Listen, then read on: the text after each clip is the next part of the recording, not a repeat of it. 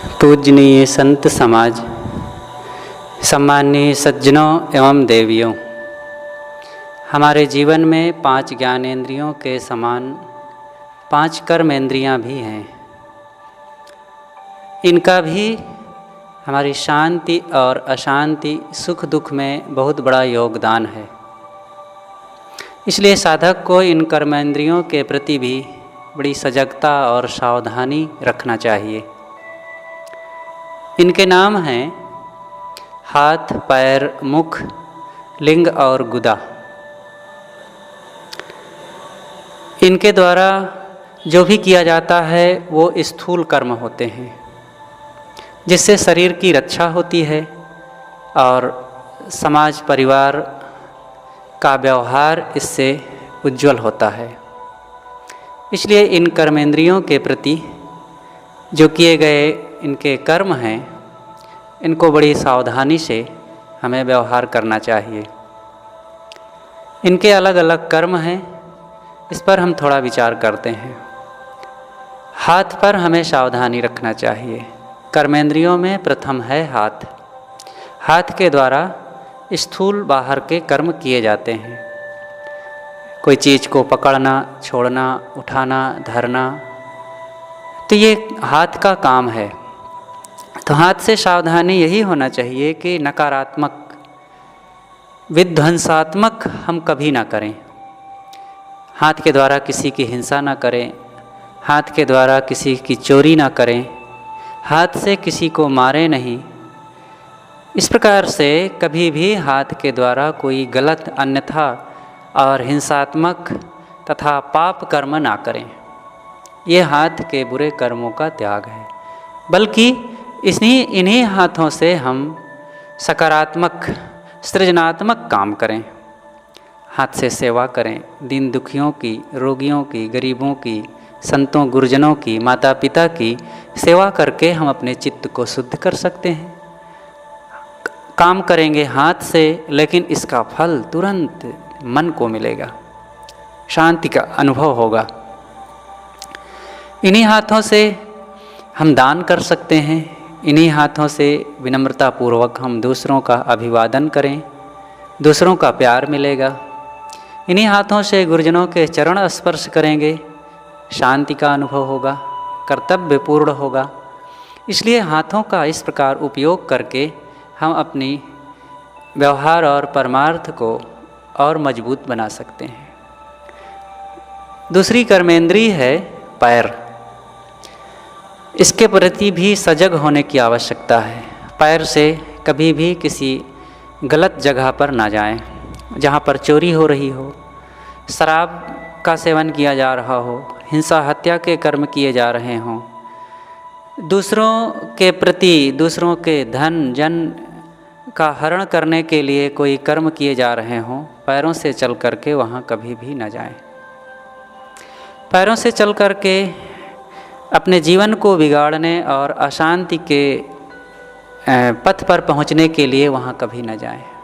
बल्कि हम वहाँ चलें, पैरों को चलने में वहाँ हम सक्रिय करें जहाँ से हमारे जीवन में शांति मिले, कल्याण के आधार जहाँ से पर हों।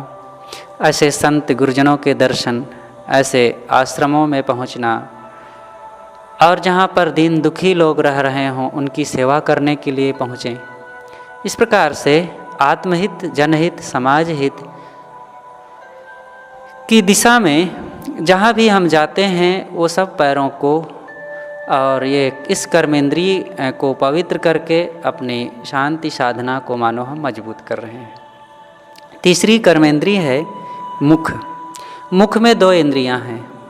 एक है रसन इंद्रिय जो ज्ञान इंद्रिय के अंतर्गत आती है, और दूसरी है कर्मेंद्रिय वाक, बोलने की। मुख से बोला जाता है। स्वाद ग्रहण करना जीव के द्वारा ये तो ज्ञान इंद्रिय हो गई, लेकिन बोलना कर्म इंद्रिय है, और ये दोनों काम मुख से ही होते हैं। तो मुख से बोल करके किसी को दुख ना दें, किसी का अपमान ना करें, किसी को पीड़ा ना पहुँचावें, और किसी को कभी ऐसा एहसास ना होने दें कि हम उसको नीच या किसी ढंग से उसके मन को दुखाने वाले शब्द बोल रहे हों। इस प्रकार से हम मुख के द्वारा अच्छे वचन बोलें। मधुर वचन है औषधि, कटुक वचन है तीर, श्रवण द्वार है संचरे सालय सकल शरीर। तो मीठा बोलें, पवित्र वचन बोलें, और मुख के द्वारा जो खाया जाता है और खा करके शरीर को शक्ति मिलती है, तो खाने में ऐसी चीज़ों की लालसा ना रखें कि जिसको खा करके शरीर बहुत हष्ट पुष्ट होगा, ऐसी मान्यता हो, और उस मान्यता की पुष्टि के लिए हम किसी की हत्या करें, हिंसा करें। वो मांस आदि खाना, गलत चीज़ें खाना, ये सब कर्मेंद्रिय को विकृत ढंग से अपने जीवन में उपयोग करना हुआ। इसलिए मुख को हम ठीक रखें। ये कर्मेंद्रियों के द्वारा, जैसे पूर्व में ही बताया गया है, कि सभी स्थूल कर्म होते हैं और इनसे भी हमारे मन के बंधन बनते हैं अगर इनको हम गलत ढंग से उपयोग किया करें तो। इसलिए साधक को बड़ी सजगता रखनी चाहिए। और अंतिम इंद्रियां हैं दो, मलमूत्र विसर्जन की। इनके लिए भी सजगता होनी चाहिए।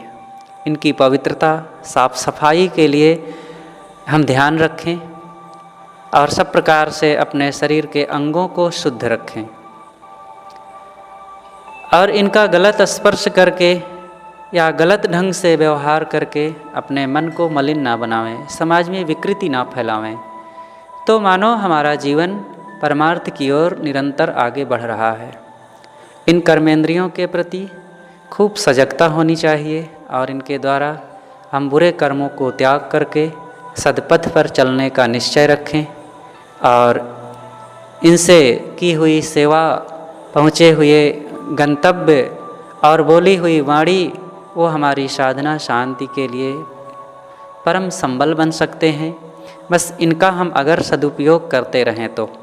इसलिए सत्संग और संत गुरुजनों के सानिध्य में जा कर के इनकी पवित्रता और साधना की सीख को और मजबूत करते हुए हम धर्म, परमार्थ और शांति के पथ पर निरंतर आगे बढ़ते रहें।